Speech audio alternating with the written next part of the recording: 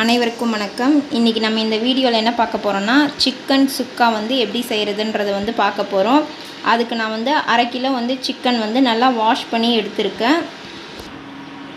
அதுக்கு தேவையான பொருட்கள் வந்து பட்டை, லவங்கம், மிளகு அது எல்லாத்தையும் நான் வந்து கலந்து வச்சுருக்கேன். அதுக்கப்புறம் ஒரு பெரிய வெங்காயம், 2 சின்ன தக்காளி, அதுக்கப்புறம் வந்து கொத்தமல்லி கொஞ்சோண்டு.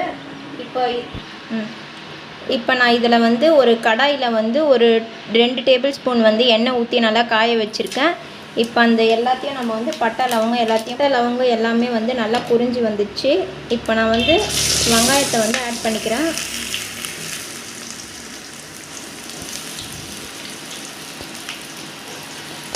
இது நல்லா வந்து கோல்டன் ப்ரௌன் வர வரைக்கும் நம்ம வதக்கிக்கலாம்.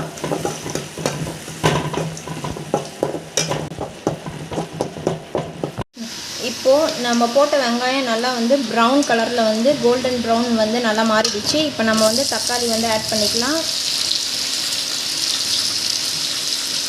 தக்காளி ஆட் பண்ணி இதையும் வந்து நல்லா வதக்கிக்கலாம்.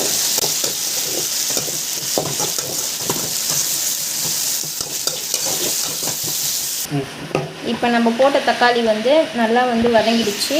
இப்போ இதுலேயும் நம்ம வந்து சிக்கன் ஆட் பண்ணி அதையும் வந்து நல்லா வதக்கிக்கலாம்.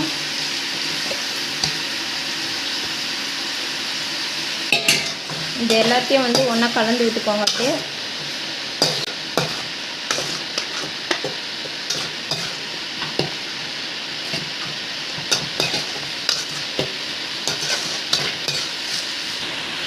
இப்போ நான் சிக்கன் மசாலா வந்து 1 ஸ்பூன் வந்து ஆட் பண்ணியிருக்கேன்.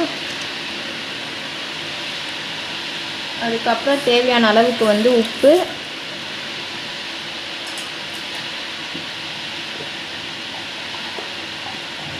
சும்மா ஒரு பிஞ்ச் வந்து மஞ்சள் தூள்,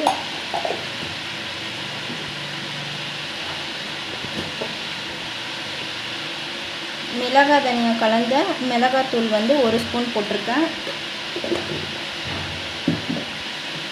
இது எல்லாத்தையும் போட்டுட்டு நல்லா கலந்து விட்டுருங்க.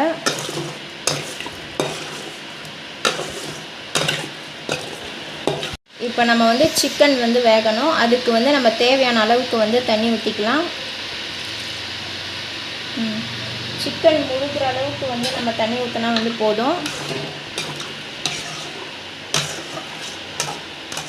இது சிக்கன் வேகிறதுக்காக நம்ம அப்படியே வந்து மூடி வச்சிடலாம் கொஞ்ச நேரத்துக்கு. நம்ம வந்து சிக்கன் வேகிறதுக்காக நிறைய வந்து தண்ணி ஊற்றிருந்தோம். இப்போ பாருங்கள் எவ்வளோ தண்ணி வந்து சுண்டிட்டு இருக்குன்ட்டு.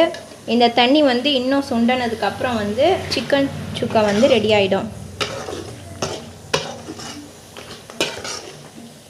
இந்த பாருங்கள் எண்ணெய்லாம் வந்து எப்படி பிரிஞ்சு வந்திருக்குன்ட்டு.